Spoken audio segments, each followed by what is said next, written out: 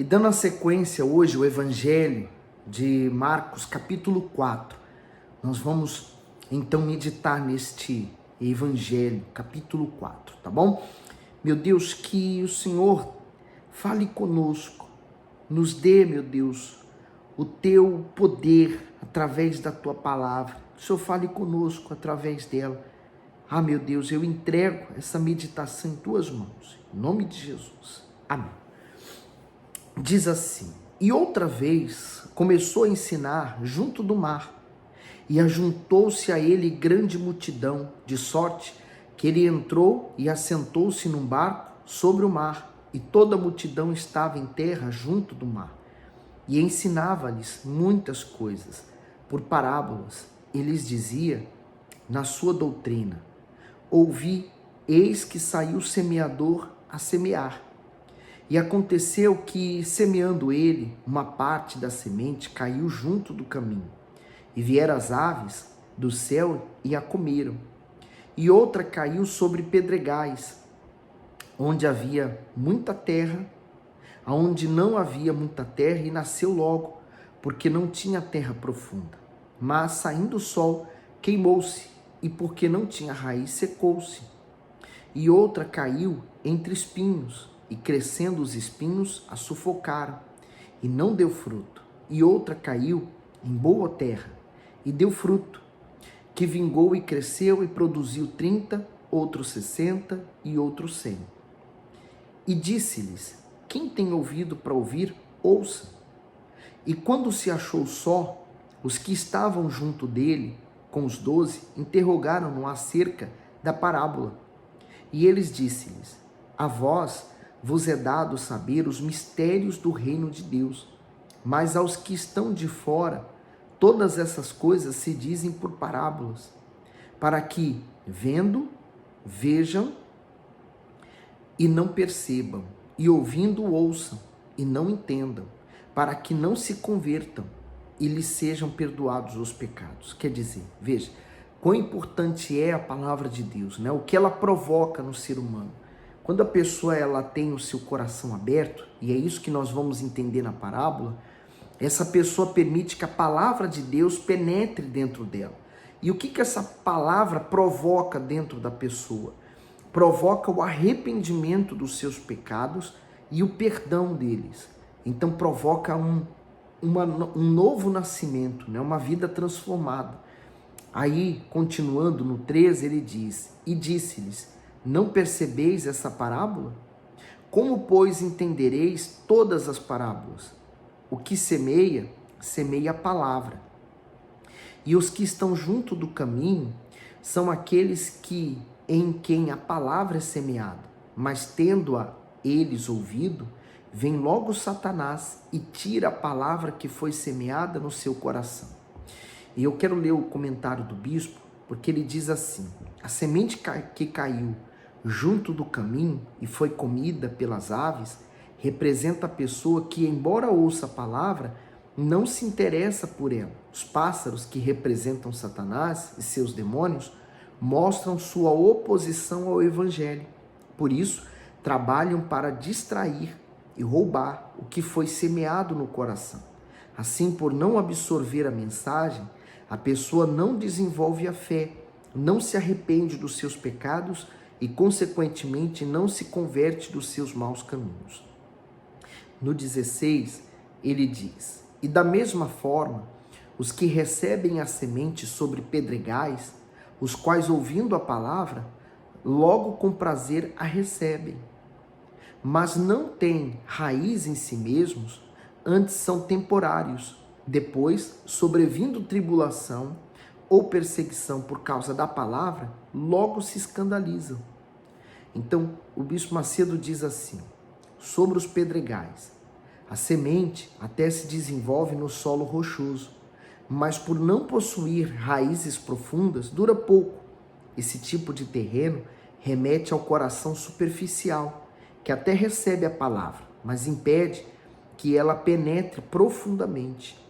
Pessoas assim aparentam ser sinceras e possuir muita fé, mas diante das tribulações e perseguições não resistem e se afastam do Altíssimo. Isso acontece porque, embora aceitem a palavra, se entregam parcialmente a Deus. Por isso, não conseguem vivenciar uma experiência genuína com Ele. E aí, no 18 agora, ele diz: e outros são os que recebem a semente entre espinhos, os quais ouvem a palavra, mas os cuidados desse mundo e os enganos das riquezas e as ambições das outras coisas, entrando, sufocam a palavra e fica infrutífero. E o bispo diz: entre espinhos.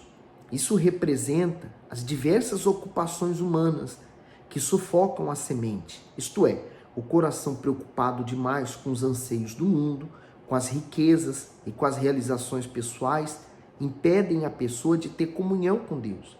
A busca excessiva por desejos legítimos, como prosperidade, beleza, entretenimento, pode tornar a vida espiritual infrutífera.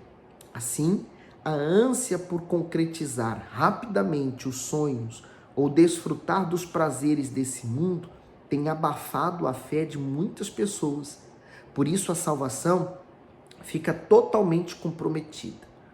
E aí no 20, ele continua dizendo: e estes são os que foram semeados em boa terra, todos os que ouvem a palavra e a recebem e dão fruto, um 30, outro 60 e outro 100. Então ele diz assim, o bispo, a boa terra. A diferença entre as pessoas nas Escrituras é evidenciada pela forma como elas creem no Evangelho. E isso não depende do seu grau de instrução, da sua idade, das suas habilidades ou da sua raça. Portanto, a boa terra é aquele coração simples, atento e sincero para aceitar a presença e preservar a palavra dentro de si. A pessoa que possui esse coração reconhece os seus pecados e os abandona completamente. Dessa forma, a colheita é extraordinária, pois gera arrependimento, regeneração e vida eterna. Por isso que quando nós ouvimos a palavra de Deus, como nós estamos aqui meditando no Evangelho, então qual é a forma como você recebe essa palavra? Normalmente a pessoa, quando ela está fechada para a palavra de Deus, o que ela faz? Ela lendo a palavra de Deus, ela pensa, isso aqui era para o fulano. O fulano de tal deveria estar ouvindo essa palavra. Mas não. Se ela está chegando aos nossos ouvidos, é para nós. Então eu tenho que avaliar agora, diante do que eu estou ouvindo, o que eu preciso fazer para mudar a minha vida ou moldar a minha vida de acordo com o que eu estou ouvindo. Então isso faz e vai gerar em mim um novo nascimento. No 21, ele diz assim: e disse-lhes, vem porventura a candeia para se meter debaixo do alqueire ou debaixo da cama? Não vem antes para se colocar no velador? Porque nada há encoberto que não haja de ser manifesto, e nada se faz para ficar oculto, mas para ser descoberto. Por quê? O velador era algo que ficava como aqui, por exemplo, aqui na parede. E ele tinha a função de iluminar o ambiente. Então não era um só, eram vários espalhados em torno da casa para que desse luz. Então ninguém vai pegar, por exemplo, o velador, que seria um tipo de uma vela, né? E colocaria debaixo da mesa, porque ele não iria iluminar o ambiente. Então é nesse sentido que o Senhor Jesus está falando sobre a luz. Então, quando se coloca ele no alto, a luz no alto, então ele ilumina tudo. E nada fique em oculto, que a luz não consiga chegar. Assim é você. Quando você vem para a luz, quando você recebe a palavra de Deus, a luz de Deus passa a iluminar você. E o que a luz faz? Ela nos mostra os nossos erros. Ela nos revela quem nós estávamos sendo. Achávamos que éramos perfeitos. Mas eu não faço mal a ninguém. Eu não sou um pecador. Mas quando a luz de Deus, a palavra de Deus nos ilumina, ela nos mostra quem verdadeiramente nós temos sido. E é daí que vem o arrependimento. Aí ele diz assim, né? Se alguém tem ouvidos para ouvir, ouça. E disse-lhe, atendei ao que ides ouvir. com a medida com que medirdes, vos medirão a vós, e ser-vos-á ainda acrescentado a vós que ouvis. Então, quer dizer, é o tal do plantar e colher. Se eu estou plantando o que é bom, eu não vou me preocupar, eu vou colher o que é bom. Mas se eu estou plantando o que é mal, né? Eu estou semeando na vida das pessoas também coisas ruins, eu vou colher isso no futuro. Então ele diz no 25, porque ao que tem se lhe há dado, e ao que não tem, até o que tem lhe será tirado. E dizia, o reino de Deus é assim, como se um homem lançasse semente à terra, e dormisse, e se levantasse de noite ou de dia, e a semente brotasse e crescesse, não sabendo ele como. Porque a terra por si mesma frutifica, primeiro a erva, depois a espiga e por último o grão cheio de espiga. E quando já o fruto se mostra, mete-se-lhe logo a foice, porque está chegada a ceifa. E dizia, a que semelharemos o reino de Deus? Ou com que parábola o representaremos? É como o grão de mostarda, que quando se semeia na terra, é a menor de todas as sementes que há na terra. Mas, tendo sido semeado, cresce e faz-se a maior de todas as hortaliças, e cria grandes ramos, de tal maneira que as aves dos céus podem aninhar-se debaixo de sua sombra. Quando você puder, faz uma pesquisa sobre essa árvore aqui, dessa semente aqui, né? A semente de mostarda. Você vai ver que ela realmente ela é a menor dos grãos, menor das sementes. Então ele comparou o reino dos céus, ele é essa sementinha. Se o nosso coração é a terra, essa semente encontra a terra do nosso coração e ela começa a produzir frutos. Ela começa pequena e ela vai crescendo, por isso que a salvação, a nossa fé, é algo que nós vamos desenvolvendo. Nós não nascemos com uma fé extraordinária. Nós vamos desenvolvendo essa fé ao longo do tempo, com os problemas, com as dificuldades, com as lutas, elas nos favorecem para fortalecer a nossa fé. Então ela vai crescendo. Aquilo que era pequenininho vai criando raízes, né? A palavra de Deus dentro de nós vai criando raízes, vai nos estruturando e vai crescendo também para cima, quer dizer, as conquistas, as bênçãos, as realizações. Porque o que cresce para cima, todos veem, né? Por isso que é aquilo que nós temos. Mas as raízes que estão para baixo, essa ninguém vê. Essa aí é a sua oração em casa, é o seu jejum, é a sua constância na fé, é quando você está diante de uma proposta onde você vai desagradar a Deus e você nega aquela proposta para agradar a Deus. Então, essas decisões são raízes que ninguém está vendo, né? Naquele momento de tentação em que você pode cair em tentação, ninguém está vendo, mas você prefere negar a sua vontade para fazer a vontade de Deus. Então, tudo isso são raízes que estão estruturando você na fé. Então, ele diz no 33, e com muitas parábolas tais, lhes dirigia a palavra segundo o que podia compreender. E sem parábola nunca lhes falava, porém, tudo declarava em particular aos seus discípulos. E naquele dia, sendo já tarde, disse-lhes, passemos para o outro lado. E eles, deixando a multidão, o levaram consigo, assim como estava no barco.